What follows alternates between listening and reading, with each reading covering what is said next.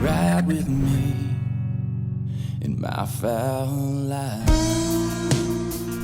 Foul Life podcast is coming back at you. Chad Belding, your host. I'm very fired up about our new series, the Essentials of Duck Hunting. We've covered outfitting with Rock Merlot and everything that goes into being successful. We covered outfitting with John David Stanley in Texas and everything that goes into being successful with the essentials of duck hunting, goose hunting, waterfowl hunting as a whole. And we're going to keep going down this spectrum. Today's episode is brought to you by our friends at Benelli. Simply the best. The new Super Black Eagle 3. I can't say enough about it. I rave about it. Everything from the weight to the shouldering ability of it, to the comfort level of it, to the low impact of it, to the ability to swing from one target and transition to the next. The design that went into it is just awesome. Kudos to the team in Europe and kudos to the team in America at Benelli USA. And today I am talking to the lead of that team in product development, Mr. George Thompson. I have a long-standing friendship with George Thompson. He was the first person I met at Benelli USA with Miss Christy Gates. We met in Houston at the NRA convention, and we've been good buddies ever since. He tries to keep up with me in many athletic events and arguments. And George Thompson, welcome, my man. Hey, thanks for having me, Chad. I like to think I do a bit more than keeping up in these conversations and arguments, but we'll see where this goes, right? The last one that you got absolutely throttled on was in Argentina over the best athletes in the world.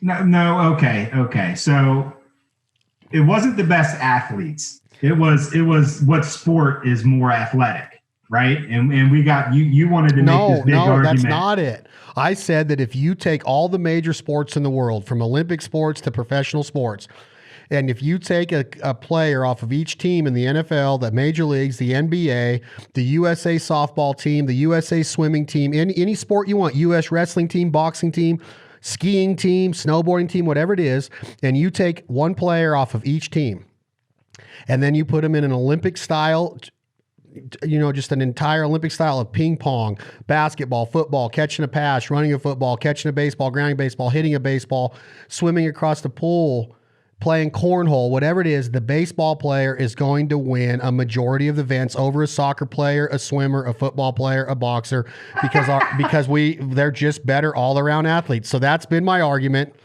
and I'm going to stick with that. No, well, yeah, okay. So your argument has been all along that the baseball player is the best athlete, and that is where you're wrong. Now the context has changed a little bit. How you frame this whole conversation up's changed. Oh God, you're so nuts, but dude. I would love to get you on it because you're you're a soccer player or badminton. I can't remember what you played in college, but I would smoke you in bowling and ping pong and. I don't know. I'm just kidding. Well, this isn't me and you. I right? know, this but is not me against but you. I'm just talking about overall. If you went to the major leagues and you took a player off of all 30 teams, they're going to beat the football players, one off of all those teams, one off of every basketball team, one out of every swimming team. Yes, they are. They're going to beat them in baseball. Sure. No, you think that a football player can out bowl or out golf or out ping pong a baseball player? Are you being for real?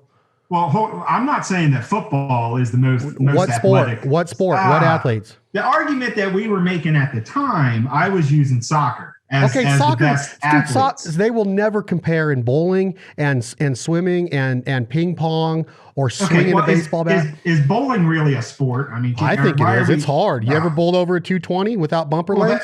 Is pool a sport and darts a sport? And no, come on. Sports, if you're not sweating, it's an athletic event. It's an athletic event. It's a game of skill. It's like checkers or something. Do you see this thing I'm waving in front of the camera? I hope I know what that is. Yes. Okay, I'm going to show it to you. I'm going to show it to you a little bit more. You see it more? Yeah, okay, there we go. I'm bringing it across the screen. What I am holding for the people not watching on YouTube is a Super Black Eagle 3, left-handed, Rob Roberts choke tube in there, high-vis sight, and it's got a new technology, a new coating. It's available right now through Benelli USA. You can check it out on their website, B.E.S.T. BEST technology. That is the main thing I want to cover today is, part of our Essential of Duck Hunting series, George, is the gun. the reliability, the dependability of the gun. You've been on several hunts with me. We've been in flooded timber. We've been in standing corn. We've been in flooding corn. We've been in peas. Peanuts. We've been in a lot of different scenarios. Guns laying in the dirt, guns laying in the blind, guns hanging on a tree, guns falling in the water, guns in the boat, getting knocked around, guns being kept in cases after a hunt because we were so excited to go get back to the lodge and eat Mr. Billy's breakfast in Arkansas. And we didn't take him out of the case maybe for a couple hours. All of this goes into the essentials of duck hunting, and having a machine, something that is at your side, that is comparable to anything else in the duck blind as far as your high-powered duck dog or the four-wheeler or boat you use to get in there. And now the ducks present themselves. The geese come in, they're back flapping over the decoys. Now it's time to go to work and capitalize on the opportunity that we all dream of as waterfowl hunters. The Benelli's the best, hands down, no questions asked. That's not what this conversation is about. We don't need to hard sell what's already considered the best by duck hunters all over the world. But now you guys up your game again, not just with taking the Super Black Eagle 2 and having people go, now what could be better? Which you blew that out of the water with the 3. And now at SHOT Show, you introduced this new technology, this new coating called BE.S.T. I want to start with that. You were a big part of that in the process of that. It's been in the works for a lot of years. Talk to me about BE.S.T. Well, thanks for all your kind words. We're obviously quite proud of it. And we, of course, believe in it. And, as you were mentioning all the different aspects and pieces of a successful waterfowl hunt, the boat, the ATV, all the gear that you need, all that stuff requires maintenance, right? Just like the shotgun, the Super Black Eagle requires maintenance. In order for any machine to operate properly, you got to keep up on that maintenance. So what we've been trying to do, what we started over 10 years ago, was how do we make maintenance less of a problem, right? How do you reduce the amount of maintenance? How do you make the guns last longer, run further in between maintenance cycles, and so on? And that's really what the idea behind BE.S.T was. It's a new proprietary finish. Only Benelli in the whole world owns this finish, and I mean in all industries. And it's developed and designed to make rust not be a factor anymore. Any part that has been treated with our BE.S.T finish is no longer susceptible to rusting, ever, really. We put a 25-year warranty on it, but they're never going to rust. And we're very proud of it. And it's not, I'm going to refer to it throughout this thing as a finish, okay? But I want to kind of differentiate a little bit between finishes, right? Because there's a lot of different finishes out in the market. Camo is a finish. Matte blue is a finish. This is vastly different than any of those and the technology that's used to apply it. This is a hybrid PVD, PECVD technology.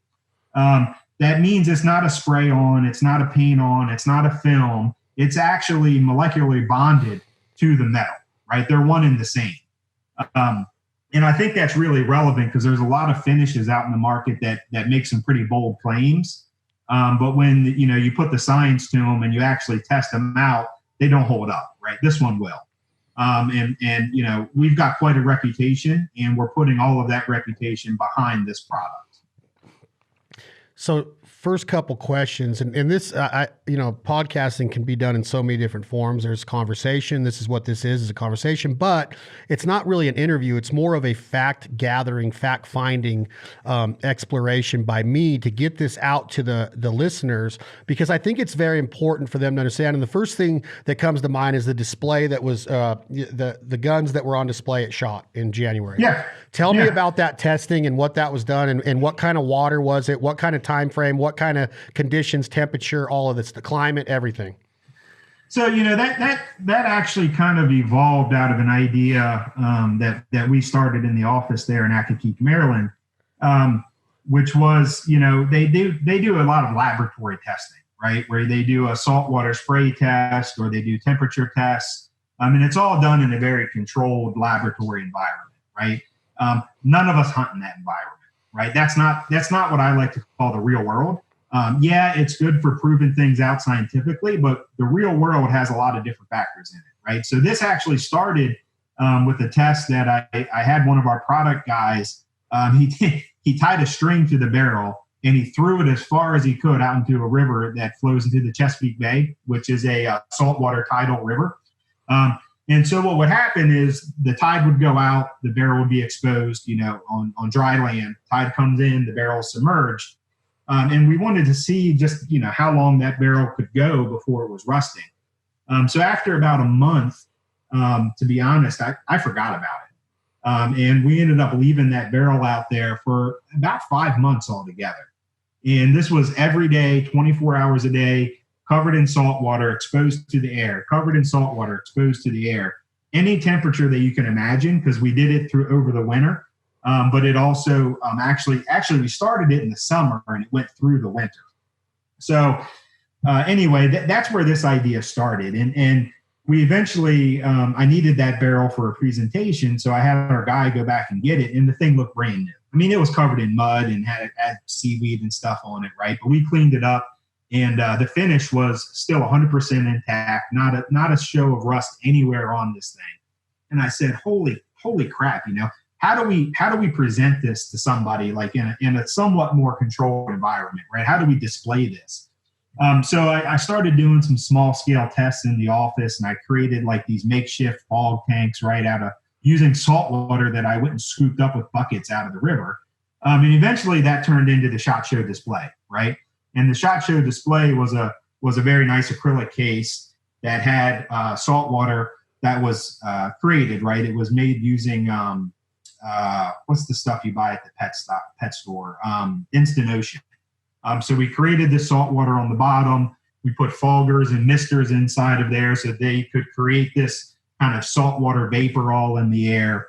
And what was unique about the SHOT Show demonstration that, frankly, we were going to do again at the NRA show, but that was canceled, is that we started it the first day of SHOT Show.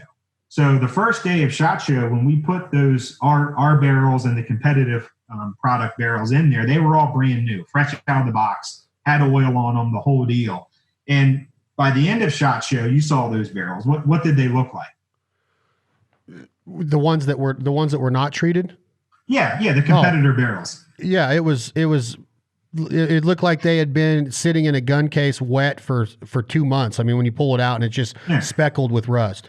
Yeah, they were completely unusable at that point. And it wasn't just surface rust either. There was some pretty deep pitting. Yeah, I mean, there was deep pitting. It wasn't something you could just wipe away. And that was just over the course of 4 days, right? And you take that out, and it's pretty easy to extend that out for, a hunting season or 5 hunting seasons or 10 hunting seasons. And then ultimately to the life of the product, right? And your hunting career, if you will, right? It's going to last that entire time. So that was just a small way to kind of try and demonstrate, because again, everybody out there has got a finish, right? Everybody out there has a finish that they say is better than everybody else's finish, right? But what we want to do is prove it, right? We don't want to just say we have a great finish, right? We're going to back it up with the proof, right? We have all the laboratory testing, right? We can get as scientific as you want to on this finish. But at the end of the day, we want to put it in the environment in which people are going to use it and let the product demonstrate itself, right? The proof is in the pudding, so to speak. Yeah, and thinking back on Vegas, and I was looking forward to talking to you guys again, pretty much next week in Nashville at NRA. It was vastly noticeable of what would take place if a competitor's gun was left in water at a very short amount of time compared to what y'all had done in this saltwater river running into the Chesapeake Bay. One of the questions that comes to mind is what you mentioned in your introduction to BE.S.T technology and coating and finish, George, is the Super Black Eagle 3. There's certain parts of it that are going to be finished. Give me an idea of what guns this is going to be available on in 2020 and what parts of those guns are going to be finished in BE.S.T. Well, in 2020, there's literally only 4 guns, 4 SKUs that have this treatment on them. There's a 26 and 28-inch Super Black Eagle, and then there's a 26 and a 28-inch Ethos, which is our 3-inch platform. And it is a total treatment, right? And what does that mean exactly, right? I think that was your question. What that means is that it's not just the barrel. It's not just the external parts of the gun. Any part on the gun that was blued steel has now been BE.S.T treated. So that means the barrel, the bolt handle, even the little bolt release button and the safety, they've all been treated with our BE.S.T technology. If it was a previously nickel-plated part, we didn't need to treat those because nickel-plating parts don't rust. If it's an aluminum part, you obviously don't need to treat that because that doesn't rust. But anything that was a blued steel part has now been treated with the B.E.S.T finish. And again, it's a long list of parts, and it's a total treatment, right? Even the recoil spring assembly that's in the buttstock, right? Treated. So that's what I was going to ask is this counts internally as well, right? Absolutely. None of the springs are treated because you can't apply this technology to a spring, but we use stainless steel springs, so they're not going to rust already. But you said the spring in the Comfort Tech is the tube that houses the spring is treated. The nut that closes that tube, it's actually a bolt that closes that tube, treated.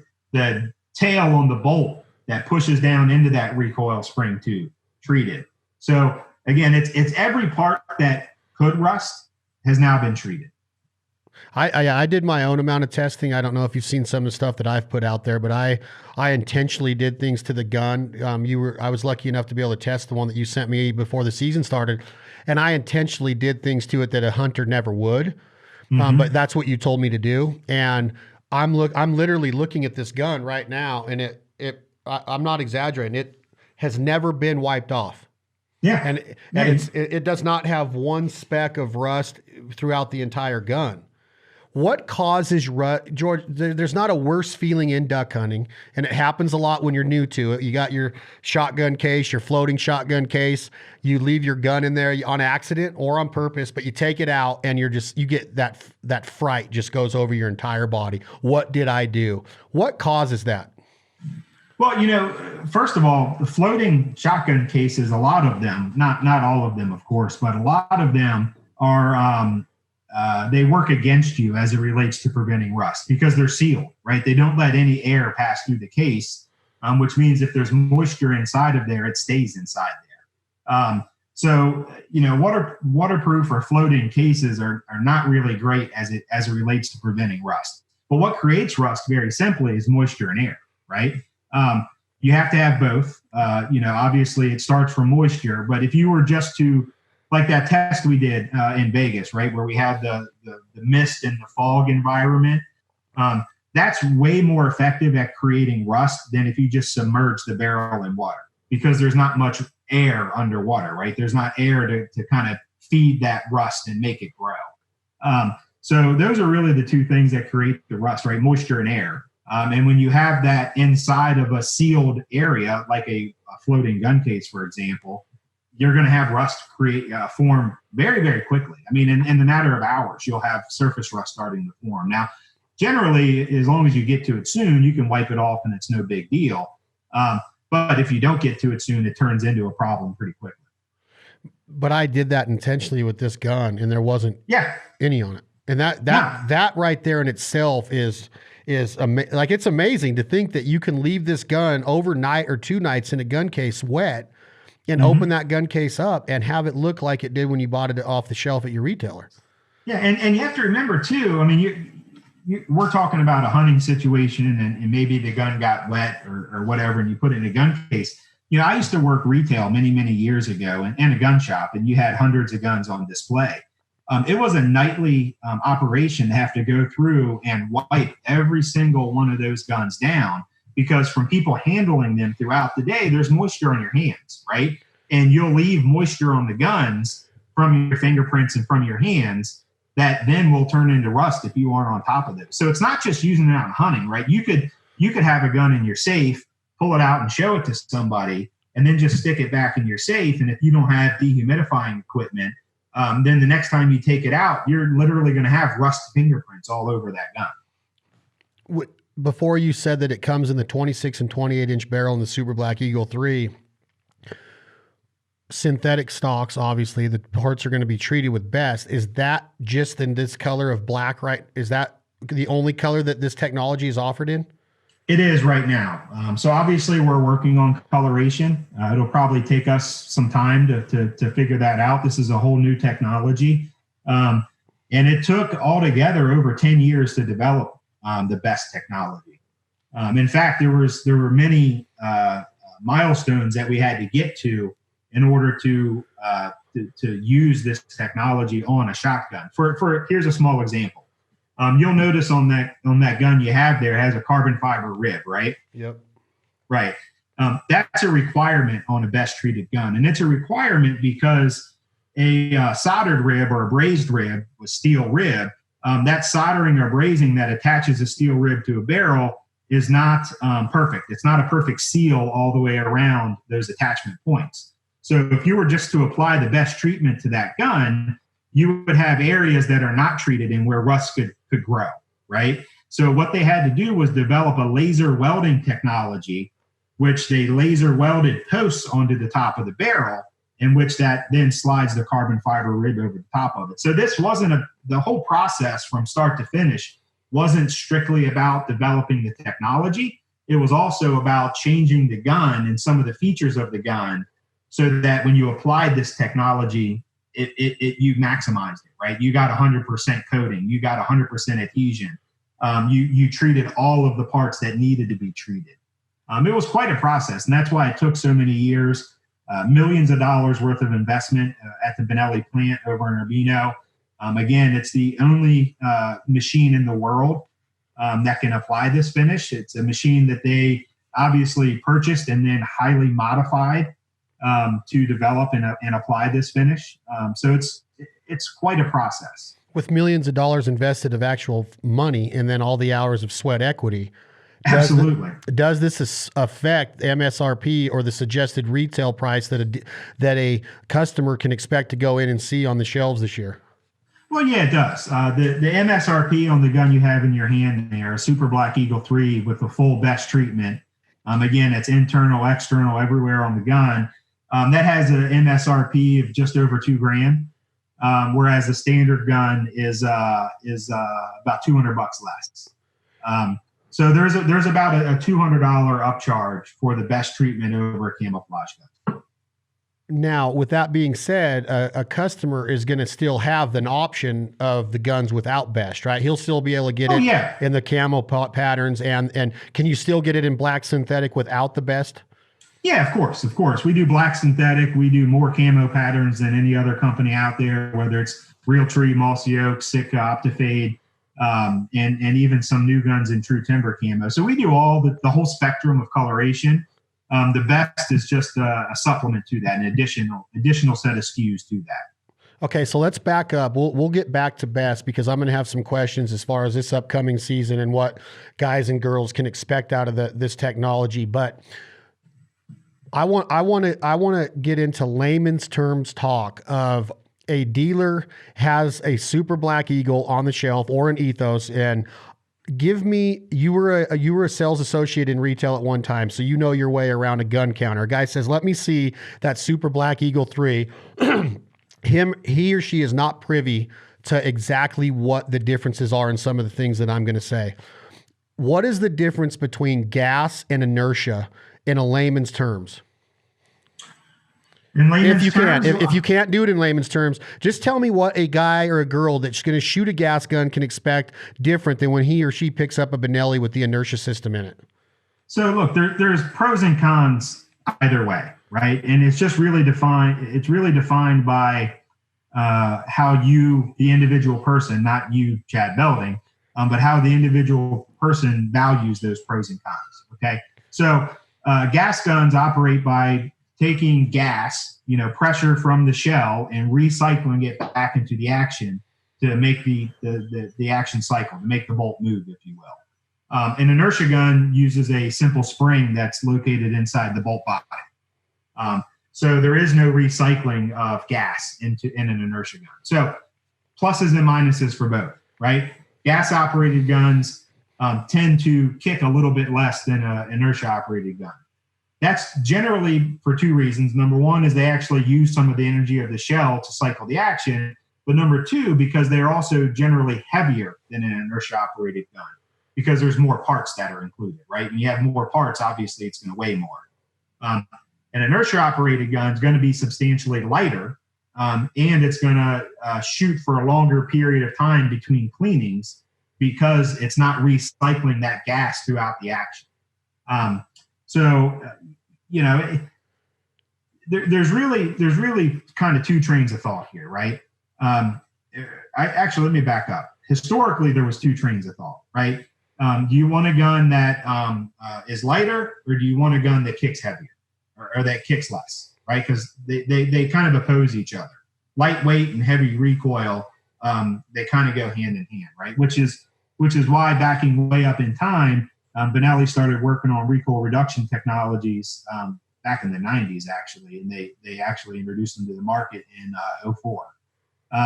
But so the purpose of our recoil reduction technologies on the gun that you have there, the Comfort Tech 3 with the Cone Tech cheek insert, the purpose there is not to make the Super Black Eagle 3 kick less than a heavy gas operated gun, because physics is working against us right there, right? Because you have a gun that weighs a pound or a pound and a half more than ours, and you shoot the same shells through them, our gun's going to kick a little bit more. However, the purpose of that recoil reduction is to make them kick about the same, because it's just not really possible to have our gun kick less than a heavier gun, right? So the purpose of that recoil reduction is to kind of mitigate recoil from being part of the conversation. So then the conversation turns into more reliability, right? And more ergonomics and ease of carry and those kinds of things. So, kind of boiling that down, what's that mean? Well, gas-operated guns do tend to kick a little bit less. They require a lot more maintenance, and they're heavier. Inertia-operated guns don't require nearly as much maintenance. They're much lighter and are therefore also different ergonomically, right? They feel different because there's the weight balance is different. The thickness of the forearm is much different. I don't feel like I did a very good job. No, I think you're doing a great job. Ergonomically, as far as the weight distribution and all of that, because of the parts and the different parts that it takes to run to run the gas function of a gun is not in an inertia gun, obviously. So does that mean that a shooter, male or female, doesn't matter what size you are or how heavy you are, body weight, or how strong your arms are, do you shoot an inertia gun different as far as form goes, technique goes, the way that you shoulder a gun? Can a guy or girl expect that this fall when they pick up their first Benelli that they're going to have to know some things before they go out to that sporting clays range? Well, yeah, they absolutely shoot differently, right? They feel differently, you shoulder them differently. And we're talking about hunting here, right? So I don't like to talk about hunting and sporting clays in like the same breath, so to speak, because when you're hunting, you don't have the gun mounted, right? You don't know exactly where the target's going to come from. Your gun's sitting up against the pit, or it's hanging on your shoulder or on a tree, wherever it may be, and it's about being able to grab that gun, get it to your shoulder, acquire the target, and shoot quickly, right? And a lightweight gun that fits you better and has ergonomics conducive to fast handling, you're going to shoot better, right? Whereas the flip side of that, if you're talking about sporting clays, you're going to be pre-mounted, you know exactly where the target's coming from, you do a couple of practice swings beforehand, so a heavier gun is more conducive to that. So they're kind of apples and oranges, right? There is no such thing as one gun that's great for everything. Totally understand what you're saying.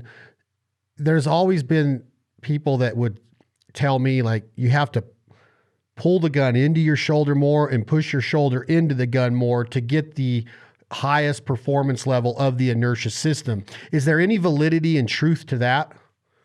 Yeah. In fact, more so on older guns, right? The newer guns, we've mitigated that substantially. So if you were to go back in time, or you have an old gun in your safe perhaps, and you grab a old Super Black Eagle 1 or an M1 that does not have any recoil reduction in the buttstock, that has a pretty rigid rubber recoil pad on the back of it, and you were to take that and put it up against something that's not movable, like a tree or a cinder block wall, and fire the gun, you'll probably have cycling issues there, because the gun needs a certain amount of movement. An inertia-operated gun, let me clarify, needs a certain amount of movement in order for it to operate properly, okay? Because what actually happens when an inertia gun is fired is the bolt body and bolt assembly remains relatively stationary, and the rest of the gun moves backwards around that bolt body.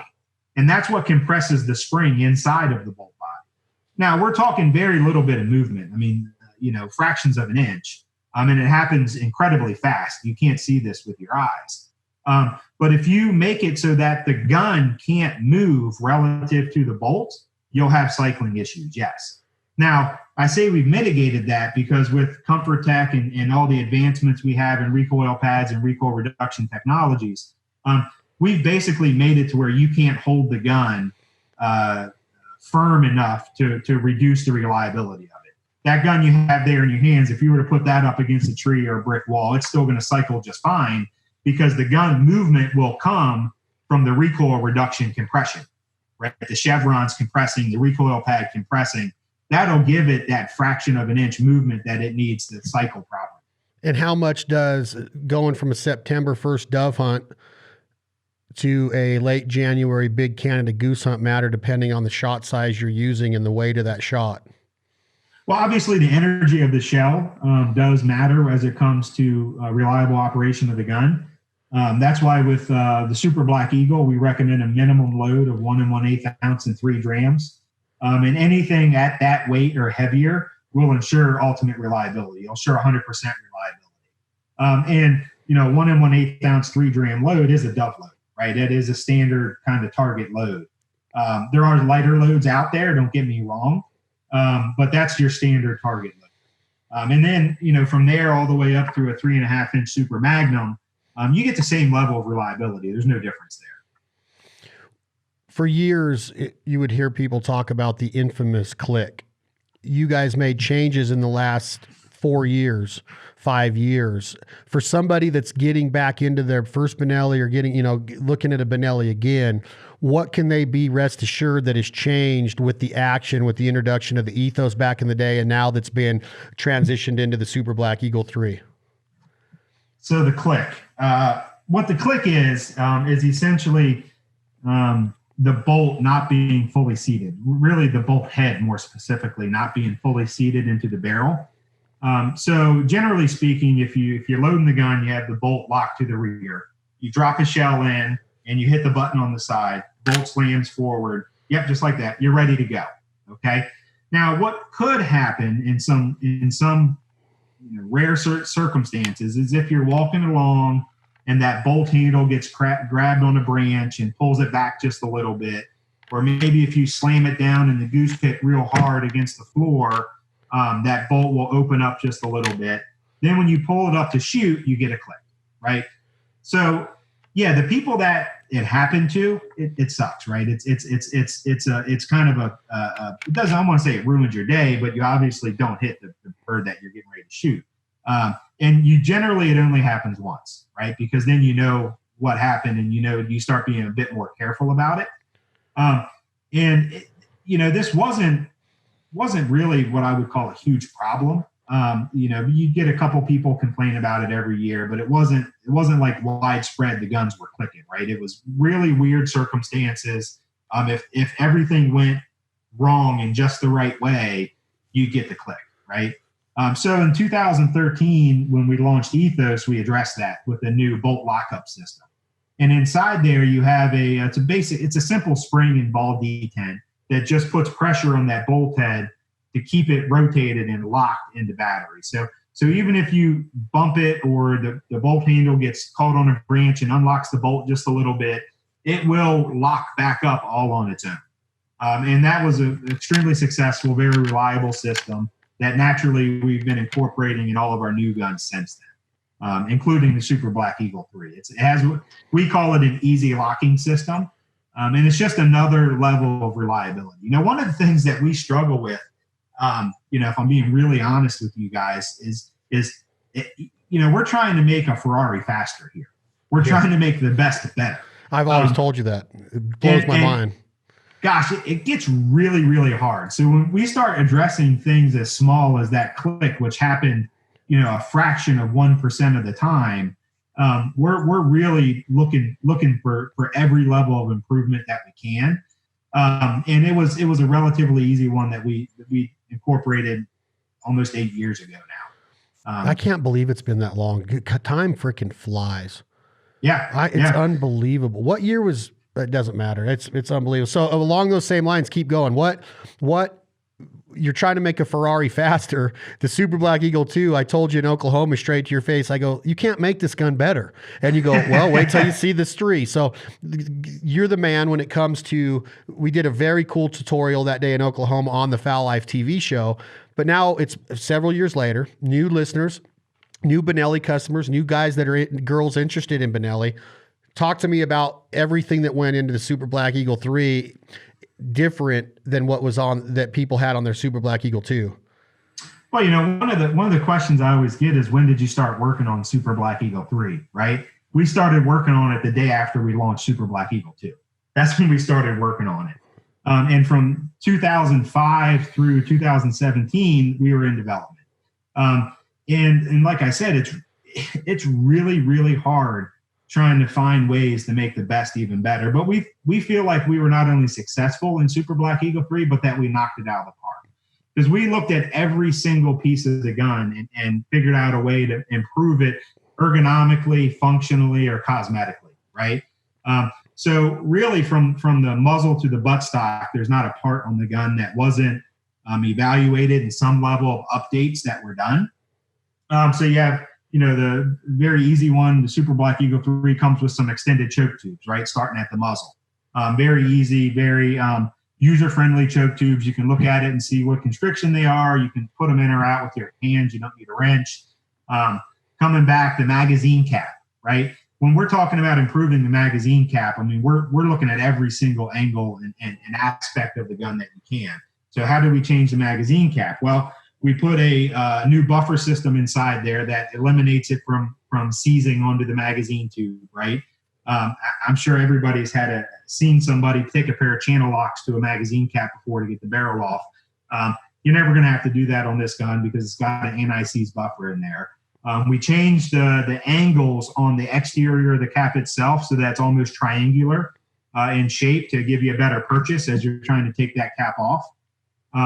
Coming back to the forearm itself, it's been slimmed down, and there's been a finger groove inserted, not inserted, that's not a good word, a finger groove channel placed along the length of the forearm so that really wherever you grab that forearm, you get a really nice purchase, a really nice hold on the gun. That is extremely comfortable, of course. Very sleek, very sleek. Oh yeah, I mean, feels like a golf club. Like when you grip a golf club. Yeah, I mean, we've always been very slim and lightweight guns, and we kind of took that to another level with the Super Black Eagle 3, right? It's even slimmer and lighter than the Super Black Eagle 2 was. So, and then coming into the bolt body, right, we've got the easy lock system, which I've just described. We have the larger bolt handle, which is just easier to operate the gun. Enlarged bolt release, again, easier to operate, especially when it's really cold out and you're wearing big, thick gloves, right? It's just easier to operate the features of the gun, to operate the mechanisms. Large safety button. We even cut out the area around the cartridge drop lever to make that easier to manipulate. We improved the shim system that's in the buttstock so that you get more adjustment for dropping cast there. We changed the ergonomics of that pistol grip, which is what we call kind of a rounded finger approach. And what we want to have basically is when you lay your palm against that grip, that your finger just falls into the trigger, right? You're not having to reposition your hand in any way. It has to be comfort, it has to be natural, and it just has to be effortless, right? And then obviously in the buttstock, we have a Comb Tech, which is a very soft cheek piece that reduces the facial impact of the heavy 3.5-inch shells. Of course, it works across the whole spectrum of ammunition, but you'll notice it most on the heavier shells. We optimized the total recoil reduction of the stock by changing the spacing, direction, and size of the chevrons in the buttstock. And then, of course, change the material of the recoil pad along with the chevrons and the cone piece. That is like an air foam material. It's very lightweight, but also has maximum recoil reduction. So altogether, we improved the reliability of the gun through the easy lock system. We improved the ergonomics of the gun through the grip angles, the shim adjustments, and so on. We improved the recoil reduction of the gun. by changing the chevron placement and angles and materials. The Comb Tech, completely new system that we put in there to reduce the recoil. And we did all of that stuff while at the same time reducing the overall weight of the gun by 1/4 of a pound. Which equals what when you're talking 28-inch barrel? It's about 5 ounces. Really? Yeah. That came off. It came off of the gun. For a total weight of? It weighs right at 7 pounds. It varies a little bit between barrel length, but about 7 pounds. And the first thing that would come to somebody's mind, which we touched on in the beginning of this conversation, was recoil, right? The lighter the gun, the more recoil. The first thought that's going to go through a guy's head when he hears you say that you just dropped it 5 ounces to 7 pounds total for a 28-inch barrel shotgun, you put a 3.5-inch shell in there. That's a hot load. It is, and we improved the recoil reduction. So when you shift from a Super Black Eagle 2 to a 3, you're going to have a lighter gun that ultimately kicks less because of the improved recoil reduction. Again, going back to my statement about BE.S.T, that's amazing. That's not heard of, right? That's not right how it's supposed to be done. Yeah. Just to be real clear, I'm not an engineer. I am not the mastermind behind how this thing works. I like to think I'm more of an idea guy, and I have a great team of engineers that work over in Italy, in Urbino, Italy. And I give them the craziest ideas in the world, and they somehow or another figure out how to make it work, in the science world and bring it to a final product. So I say stuff like, can we make it a little bit lighter? And they say, oh, how are we going to do that, right? And then a year later, they say they figured it out, right? We did this, this, and this. Or I say, hey, we need to solve this click issue, right? We need to figure out a way to make the controls easier to use, right? Can we make this bigger? Can we make that bigger? And those guys are just, it's almost like black magic what they do to create these things. It's pretty amazing. It's a great team that we have. Speaking of the team, George, and you reference Italy and the factories over there, and let's all keep Italy in our prayers during this time of the coronavirus and the COVID-19.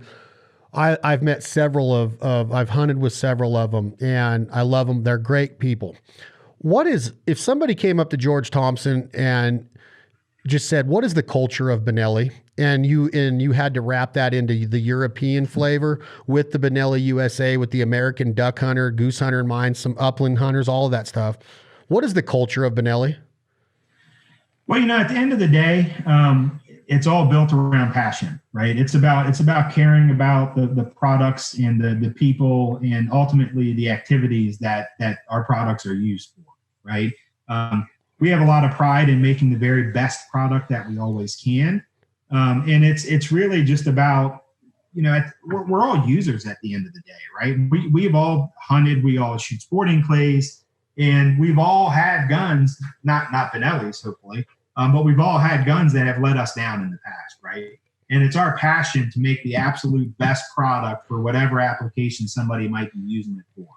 I think that's really kind of the primary driver for all of us is that we just care so deeply about our products, customers, and ultimately what they're being used for. What kind of sense of pride? How long have you been in the game now, George, with Benelli? When did you leave retail? So I left retail in 2005. And started with Benelli. I've been with Benelli ever since. So I'm going on 15 years, yeah. 15 years of seeing the best of the best made in waterfowl guns. If I invite you on a duck hunt tomorrow, I'm going to say we're going to be in North Dakota with Jordan Sargent. We're going to mainly be hunting the Missouri River or cornfield, and you know how it goes with me. You're going to tell the whole world right now that I suck at calling the shot. I get that. I'll just self-admit it right now. What gun are you taking with you tomorrow if the season opens tomorrow and we're in North Dakota under a sky full, bluebird sky of mallards all around us? We're shooting them anywhere from 15 to 35 yards. Well, it's real easy to say Super Black Eagle 3, right? Because that's our flagship. That's our newest waterfowl gun. It's what I'm most proud of. But me personally, I like all of our products. I mean, I would take an Ethos or an M2, or heck, I'd even bring our 828 out there and shoot ducks or geese with that thing. Because they're like my children, right? I love them all the same. But, by default, I end up taking Super Black Eagle 3 just about everywhere. But you just admitted that you love all your children the same, right? And you have how many children? You have 5? Are we talking real children? Yeah, now? real children. Yeah, I have 5. Okay, and I'm considered a good friend, and I think that you should have the same analogy with good friends, and I'm a good friend. I know that I am. I know that you think about me a lot, even when you're not hearing this voice. I've asked several times. I want an Ethos in a left-handed 28 gauge, and I know that you say there's not enough market for that, but I don't know. That's up for argument. Is there anything in the works for that design gun, that weight, that feel, maybe not left-handed, but is there anything in the synthetic form, anything on the map for Ethos in the future that you can let out of the bag? I'm not asking you to say proprietary stuff. So, yeah, obviously we've got a product road that we're always working towards and working on, and I've got at the minimum 5 years of really, really exciting new products coming for folks. Next year is going to be a big year for us. We're going to have a pretty exciting product coming. Not at liberty to give you much detail about it, but you can't even tell me what part. You can't tell me what part of the hunting spectrum it involves. All of it. All of it. All of it. Yeah, no, it's going to be an exciting year for us. And with any product company, this is kind of cyclical, right? Because you can't have a Super Black Eagle 3 every year. It just doesn't work like that. I wish it did, really, but we're not in the electronics industry. We're not making phones. So these things take a long time for us to develop, a long time to test and to finally bring to market. So it usually is like every 3 or 4 years, but that we have a big hit and home run. And next year is probably going to be our big one. We had a great launch this past year with Lupo, our first ever bolt action rifle, and of course our best finishing technology. But those are a little bit, BE.S.T is right in our wheelhouse. Lupo is a little bit out of our wheelhouse, right? Because it's our first ever bolt action gun. Semi-automatic hunting shotguns is always going to be our wheelhouse. And we've got something pretty big planned for next year. Oh God, I literally went from being semi-tired to wide awake. I was up late last night, up early this morning, 2 cups of coffee, a Diet Dr. Pepper, and I literally just woke up like a bird dog just got let out of a kennel. That stuff gets me. I don't know. This many years in the game, I keep looking at the clock of our podcast and I'm like, dude, it seems like we've been talking 5 minutes. We're going on an hour right now. And it's like, this stuff gets me so excited, and you get to work in it every day. And I was talking yesterday to a guy on a podcast about, man, I just don't know if I can walk into another Cabela's. I don't know if I want another box of sporting goods delivered to my house. You start to take stuff for granted. And then I go on a youth hunt with my daughter and boom, I'm rejuvenated, right? It kicks you in the ass and you're like, damn it, I love this life, right? And then I hear this conversation and I'm a part of it and I'm like, I can't wait to see what 2020 and 2021 hold in store for Benelli. So this is going to be a January 2021 announcement at SHOT Show. We can look forward to this. That's the plan right now, yes. That's the plan. So you mentioned again, you brought back in the Lupo, the rifle. We're going to have another podcast down the road where I'll bring Clinton, Clay, and Alex in on that with a new podcast format that we're launching called Where the Pavement Ends. I want to get them talking about that because I know we're going to get some shipped in here and test those out. Back to BE.S.T, back to the Super Black Eagle 3, any of the guns that you're going to look at black and you're going to have an option of buying this. There's 4 SKUs, you said, that are going to be available. 2 Ethos and 2 Super Black Eagle 3s that are going to be available. And I would ask folks that are listening to pay attention, right? Because it's going to be somewhat difficult to differentiate between a black gun and a BE.S.T gun if you're looking across a retail counter at them, because they do look almost identical. So if you're confused or you have a question, ask the sales associate that's working there. Ask them to explain the difference. Obviously, the BE.S.T gun is going to cost a little bit more, in my opinion, worth every penny. But they will be difficult to identify on the shelf because they look so much similar to a black gun. Will they still be marked like this test gun was on the barrel? Yeah. That'll have BE.S.T. Yeah, that, and I think the final guns have another marking back on the receiver near Super Black Eagle that also says BE.S.T. But pretty hard to differentiate them from across the counter. So you talked about, every 3 or 4 years that you guys have a big announcement, kind of like a new fireworks, right?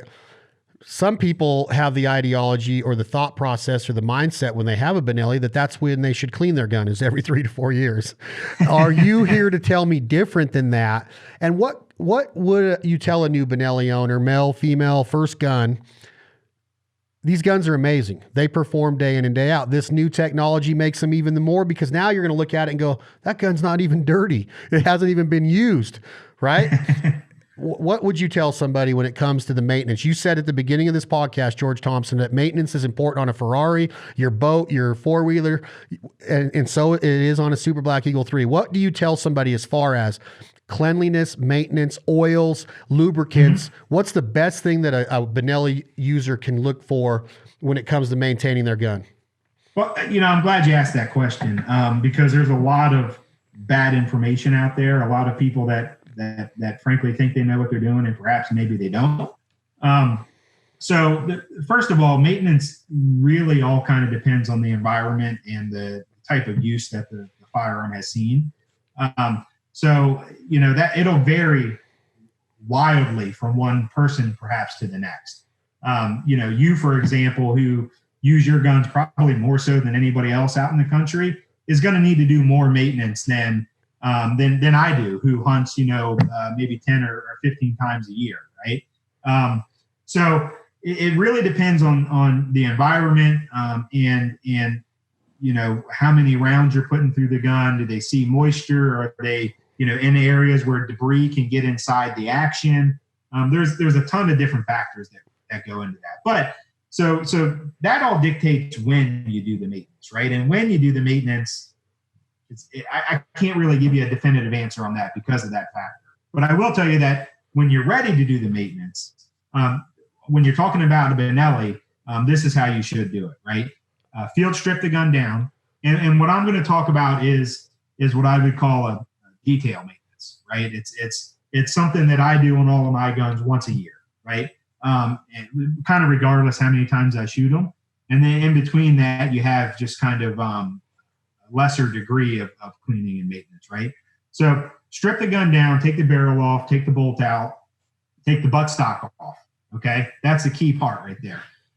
Obviously, take yourself some compressed air or a toothbrush, clean everything out, right? If there's any debris in there, unburnt powder, pieces of corn, wheat, whatever, just use it compressed air or a brush to clean all that stuff out of there, right?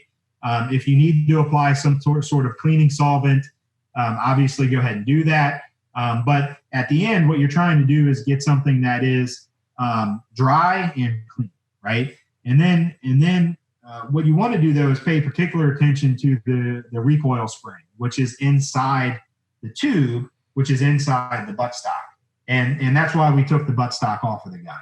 So inside there is a spring that controls how fast the bolt comes back and how hard it goes forward. So it's really, really important to the proper operation of the gun. And unfortunately, because it's kind of hidden in the buttstock, a lot of people ignore it and don't properly maintain it.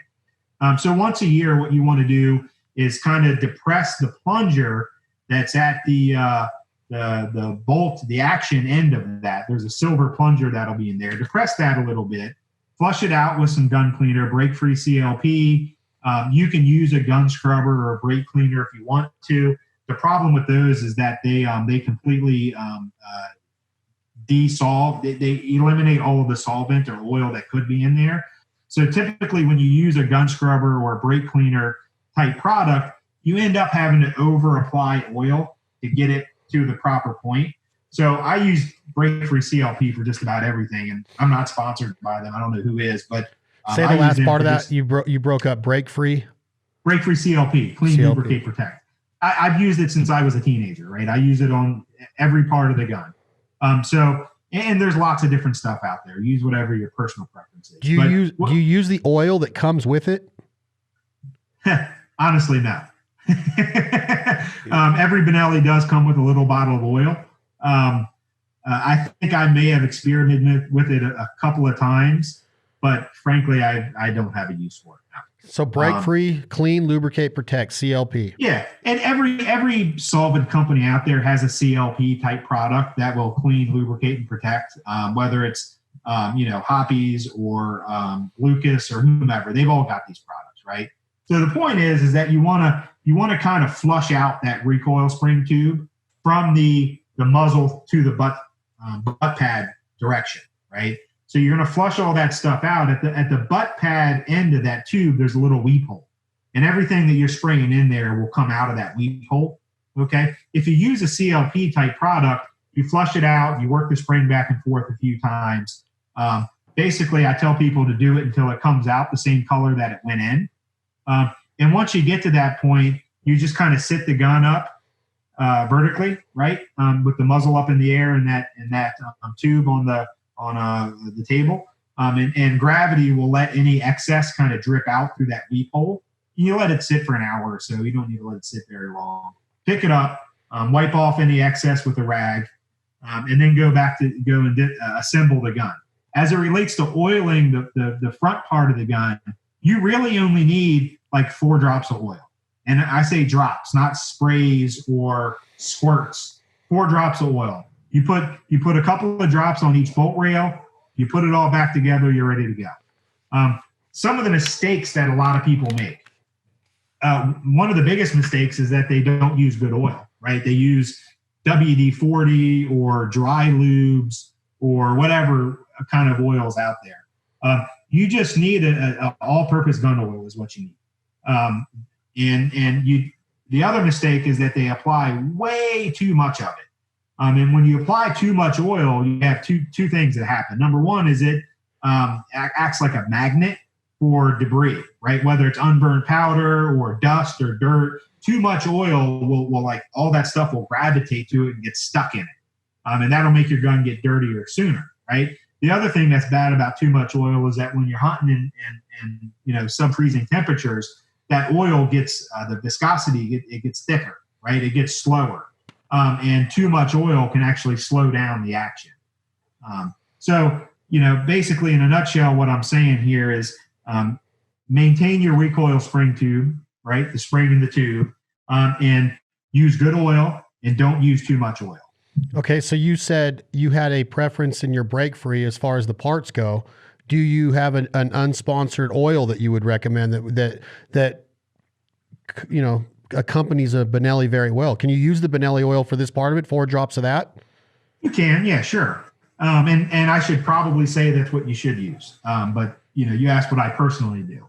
And I use CLP for everything. I use it to clean, I use it to lubricate, and obviously if I'm wiping down the exterior of the gun, I use it to protect the metal finishes. So is break free CLP, that's a spray can, correct? You can get it in a variety of different forms. Can you get it in an oil form with the drops? Yeah, you can get it in a dropper. You can get it in a gallon jug. You can get it in an aerosol can. You can get it in just about any way you want. So and George, I'm not here to promote break-free CLP. I know you're not. But I like recommendations. I think recommendations are good. It's worked for you. That's what I use. I've used it since I was a kid. I've probably got 10 different, whether it's an aerosol can. I think I've got a gallon jug down in my basement. I've just used it forever. I will tell you, in our repair department, it's been a while since I checked with them, but I believe they're using Lucas products, which is Lucas makes a cleaner and a oil as well. I think that's what we're using in the repair department right now, but I possibly could be mistaken. Lucas. Yeah. So you made a comment in there, which I think is false if I put you on a lie detector. 10 to 15 days a year hunting. Sheesh. Maybe in September. Unfortunately, it's the same old story applies for me, right? I mean, the same old story of, the plumber's seek leaks and the mechanic's car doesn't run.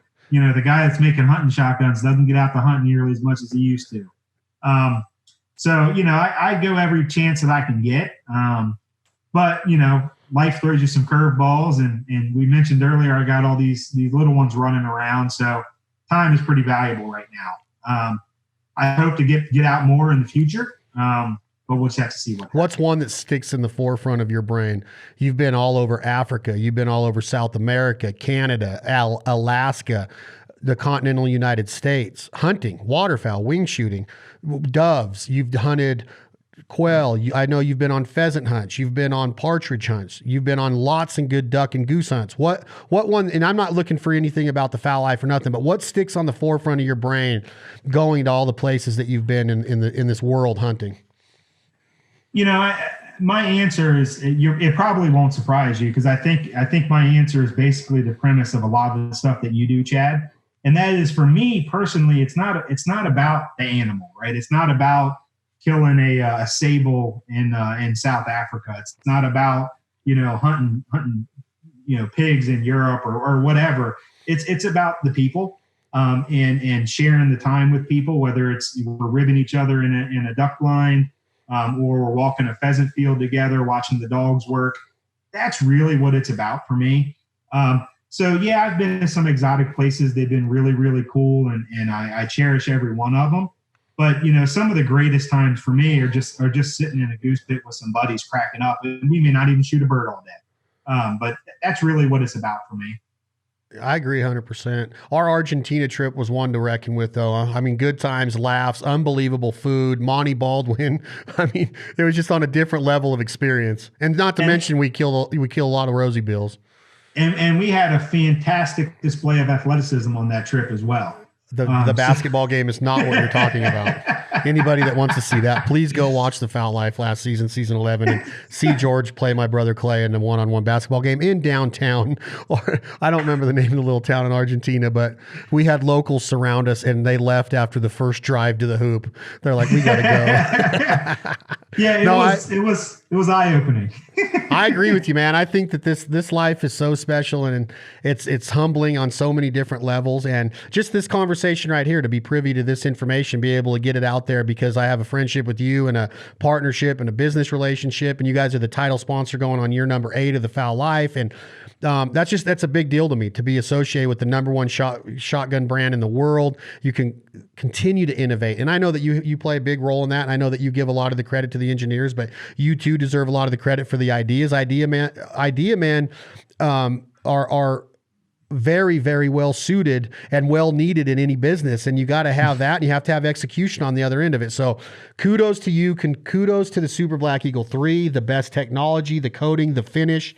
For more details, they can go on BenelliUSA.com and get as many details as you want on the best coating and technology. It's all up there for your reading pleasure and enjoyment. When will the customer plan to see these on the shelves? Oh, they're out right now. They're out right now, everybody. You heard it here at the Foul Life Podcast. You can go to your local dealer and check out the new Super Black Eagle 3 and 26 and 28-inch barrel, or the Ethos, with the best technology applied to them. Go get it, shoulder it, check it out. And I'm telling you, you will never have a shooting experience. In my opinion, it's just not going to happen. I think you can say the word status symbol. I don't look at Benelli as a status symbol. I know that a lot of people save for a lot of years to get their first Benelli. I think it's more of it's a way to generate more pride. It generates more excitement. It generates more success. It generates more dependability, more consistency, everything that you want wrapped up into a hunt. A Benelli is an integral part of that. And I always talk about taking that blank canvas and throwing the oils at it. And now here we are in this series of the essentials of duck hunting. And I think Benelli is an essential of duck hunting. It is. It's the essential gun of duck hunting, goose hunting, waterfowl. George Thompson, thank you very much. I will let you get back to, what were you playing before I called you, Donkey Kong or Pac-Man? No, it's a nice day, so we were just trying to keep them in the yard is all we were trying to do. Just trying to do that. Well, by the looks of the walls that are behind you, I think you're probably listening to George Strait, Baby Blue. That's a good country song for us to go out on by the King of Country. George, any closing words? Chad, thanks a lot for having me on. Thanks for everything that you do for us and the support of our brand. We're very happy to be partnered up with you. And thanks to everybody listening for, if you don't own a Benelli, at least for listening and maybe giving them a look next time you're out, shopping for something. Guys, check it out. Girls, check it out. BenelliUSA.com. George Thompson, a good friend of mine, a very good ambassador of the culture of the American duck hunter, of the Benelli shotgun. I'm very proud of our partnership. Tom, do me a favor and hit that button. We don't need to talk about Benelli being a sponsor of this episode. It was enough said. George, thank you very much. This song you're going to hear is called My Foul Life by the rock band 2 AM Logic. Support the partners and sponsors that support us. Brand new episodes of The Foul Life airing right now on the Outdoor Channel, and get ready for season 12 coming your way into June, beginning of July, exclusively on the Outdoor Channel. If you want any of our older content, you can get a 30-day free trial right now at My Outdoor TV to see all these Benellis in actions. Hit that button, Tom. Thank you all very much.